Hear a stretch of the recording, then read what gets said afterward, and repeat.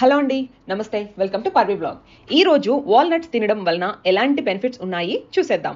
వాల్నట్స్లో magnesium mineral ఎక్కువగా ఉండడం వలన బోన్ ఫార్మేషన్కి, అలానే కాల్షియంని బోన్స్ అబ్జార్బ్ చేసుకోవడానికి ఇవి బాగా యూజ్ అవుతాయి.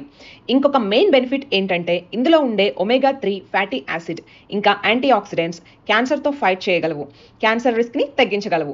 హెల్దీ హార్ట్కి, డయాబెటిక్ మేనేజ్మెంట్కే కాకుండా మనలో మెటబాలిజం పెంచడానికి, వెయిట్ రిడక్షన్కి, మంచి నిద్రకి కూడా ఇవి ఉపయోగపడతాయట.